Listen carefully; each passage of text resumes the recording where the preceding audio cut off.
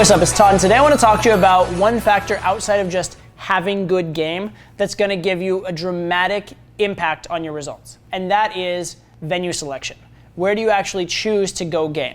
Right? And there are actually 4 different factors to venue selection that are going to determine your success. Most people don't consider venue selection at all, they just go wherever. Or those who do consider venue selection are very one-dimensional about it. They only consider one factor, and they end up in environments that don't make a lot of sense for them. Consider a few different scenarios. Imagine that you have a dance club on like Latin night with all these like young girls, loud music, everybody speaking Spanish, and then imagine 2 middle-aged white guys in like button-down dress who don't speak any Spanish and don't know how to dance at that place. Even if that particular club is the hottest night for that particular week in that city, it may not be the optimal venue for those 2 guys for a lot of different reasons. Imagine also you go to like a black tie event and somebody shows up in like the way they dress for like a hip hop club, right? Probably they're not going to fit in. Probably they're going to get looked at pretty funny when they start talking to people. Why? Because they don't particularly fit in that kind of environment. It may not be suited to the type of game that they're planning on, executing that particular evening, okay? So what are these factors specifically that you can look at, and how can you go about picking the right place for you? Like I said, there are 4. The first one is pretty obvious. The first one is one that people do consider, which is, where are the hot girls? Right? That's as far as most people go. They go, where are the hot girls? And a lot of guys, that's all they consider, right? What's the hot night? Where's the best DJ? Where are the hottest girls? And they try and go there. And commendable to them for that, right? Because they are at least striving for what they want. They're at least like looking for it. Even guys who do this, though, a lot of times they don't even take into account where are the type of girls I like. They just go, where are the most stereotypically hot girls? So a lot of guys aren't even into like tall, blonde, model-looking girls necessarily. They're into, maybe they're into Asian girls, or they're into like Latin girls, or they like the girls that are more short and like curvy types, or whatever, right? Or athletic types, whatever. But they go to these clubs that are the stereotypical hot club just because it has the name, it has the reputation, and they end up talking to a lot of girls who are not their scene, who are probably tougher to talk to, who they're actually less attracted to than they'd find in other places, okay? I even had friends that have promoted for these clubs at various times, and they even tell me, it's not even how hot the girls are, whether they get in, it's whether they suit the genre of the club, right? So a lot of these clubs will actually prefer like a tall Scandinavian girl over a shorter like Latina girl, even if the Latina girl is hotter, because that like tall blonde girl looks better from across the club in terms of she makes the club look a certain way, makes it look a certain like level of sort of exclusive, okay? So again, find the place that has the hottest girls, but that means the hottest girls for you, not just the hottest girls in a vacuum. And this is the most obvious factor. This is the one guys actually do consider, all right?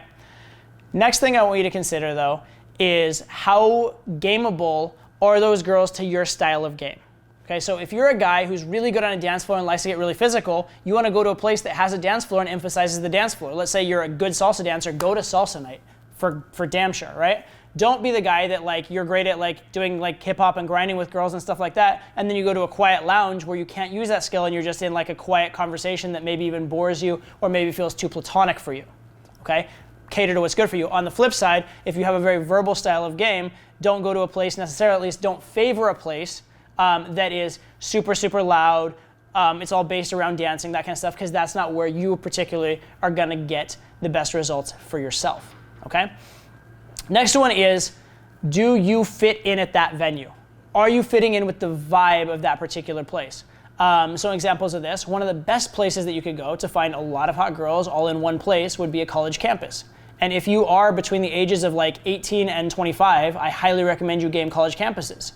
Even if you're up to 30, if it's a college that has a grad school, it's still totally plausible for you to go there, check out the library, go take a class if you even want to, and just be part of that community because it is such a great opportunity and such a great place to meet girls. On the other hand, if you're in your 50s, it's very hard to justify why you are even on a college campus, so that may no longer be the best place for you. If you were to meet that exact same 18 or 21-year-old girl at like a Starbucks or just a restaurant or a coffee shop or on the street, it might be a lot easier for you because plausibly it makes a lot more sense for you to be meeting them on the street or in an office environment or wherever, whereas actually being on the college campus, there's this weird, what is this 50-year-old guy doing on a college campus? It doesn't have to do with ageism. It doesn't have to do with you being too old to date her or anything like that. It just has to do with why are you even in that environment in the first place? Similar to the example I gave with the two white guys who don't speak Spanish and don't dance at the Latin dance night. It's like, what are you even doing there? You just don't quite make sense in that environment. And what it does is it says that you have an agenda. It says that you're not quite right there. Also, likely, once you do it and start interacting with people, you're not going to have that much in common with them. Okay, so here's an example for me. I live in New York, and in New York there are a lot of very exclusive clubs. And I'm lucky enough to have connections where I can get into most of them if I make any kind of an effort. However, the absolute most exclusive clubs oftentimes aren't the ones I like. I like the ones that are kind of exclusive, but not quite as. Right? So for those of you specifically who know New York, between like One Oak and PhD. One Oak is technically a more exclusive club. It's harder to get into than PhD. But I like PhD better because the environment there's more places where it's a little quieter, more places where you can talk. It's less centered around bottle service. And so for my style of game, it does me much better. That said, it still is very exclusive. The girls are going there, in a bit of a scene. The girls that go there are hot, and there is some exclusivity to who gets in. So they're still very hot girls, but it's an environment that's just much better for my game. So I prefer it, even though it's a slightly less high-end club in some ways than One Oak. And there are even clubs that are a tier below like the PhDs, that are not even as exclusive as that they just really, really cater to me. Maybe they have a lot of attractive young professional girls, or during the summer, a lot of interns that are in town that are very hot. And they sort of have this vibe and this idea of making it in New York. And I'm a guy who has made it in New York, and so they just really respond to me and my story and who I am. And it's like shooting fish in a barrel for me at that place. And the girls are still very, very hot.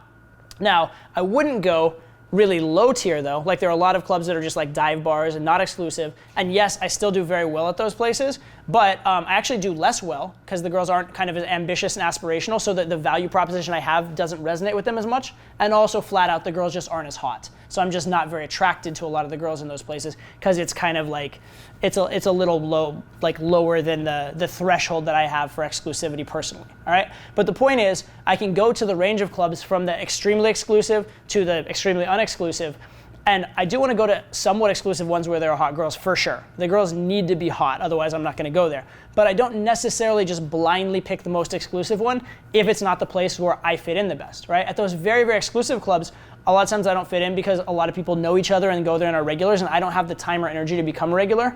Also, a lot of those exclusive places, a lot of what they talk about and a lot of what they're into is related to drugs and after partying and doing coke and that kind of stuff. And I don't do that, right? I'm not into drugs, and so there's an incongruence. And if I'm trying to pull, a girl who's a drug addict, and I'm not going to have her do drugs, and there's another guy who she kind of likes who does have drugs, I'm going to lose out to the scenario. Whereas even my game might have been a lot better than his. Okay, so you want a game in the place that makes sense for you and in the place that is congruent for you in terms of you fitting in.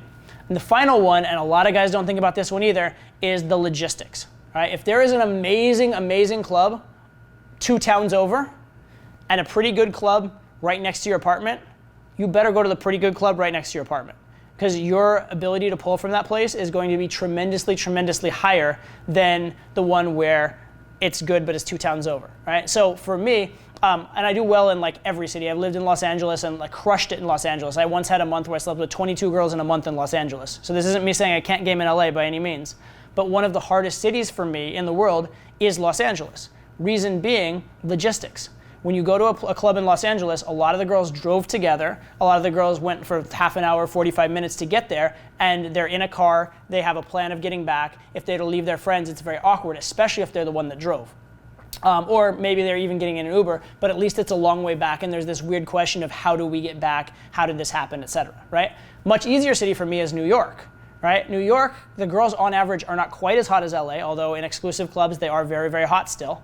Right? But New York, everybody took a taxi to get there, or sometimes even a subway to get there. Right? But they took some sort of transportation where they're not locked into their friends, and so the ability to get them home, much, much, much easier. Also, the distance from your house to a good club in New York oftentimes is much, much, much less. Right? So the logistics, even if the club itself isn't quite as hot, the logistics kind of make up for it. Right? And one of the reasons why guys do so well in Vegas, it's because Vegas is a party town, but the real reason guys do well and pull a lot in Vegas is because everybody's staying on the strip, right? When you're a tourist in Vegas, everybody's staying on the strip. Logistics are good. You're staying on the same street as the club, almost everybody.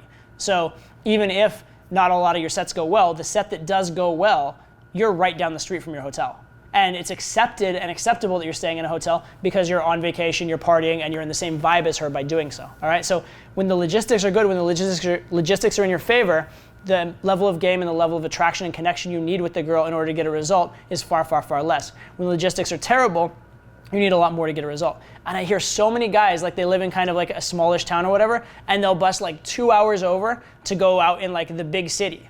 And that's great if you're just learning. If you're just learning, you want to get a lot of approaches in, get over approach anxiety, by all means do that. But once you're at the place where you're pulling, if you're trying to get a girl on a bus back from that city 2 hours to go back to your place, you're basically not going to pull very often. It's a very, very hard sell for the pull. You'd probably be better off gaming in your environment or finding a way to have a place to pull to, near that big city. Maybe might meet a friend in the city, make him your wingman, and then be able to pull back to his place, stuff like that. But make sure that wherever you're going out, there is a plan for how you're going to get a girl home, and also that it is as plausible and easy as possible. All right. So those are the 4 factors that are going to determine your success in going out and getting girls to go home with you. First is how many hot girls are there and how readily available are they. This is one of the reasons why it's an advantage of night game over day game. Right. There are more girls in one packed place in night game than in day game. However, the advantage of day game is that the girls you talk to are going to have fewer friends they'll be more receptive to. So it's pros and cons, but the pro of night game is more girls, easier to find. Pro of day game is more receptive to you, easier environment to game them in, et cetera, right? So those are the second and third factors. How receptive are they to your style of game? How much do you make sense in that environment? And then the final one is your logistics. So I want you to really think about when you're going out, are you going out with an intelligent game plan? Are you going out doing the appropriate things to get a result, not for some nebulous idea of an ideal pickup artist, but for you, okay? Now, one thing that may happen if you're new in game, you may look across the board at all the venues and be like, well, none of them are that well tailored to me because my game just isn't that good yet. And that's fine. If that's the case, then it's okay to just go out and practice and go practice in different venues and see where you do the best.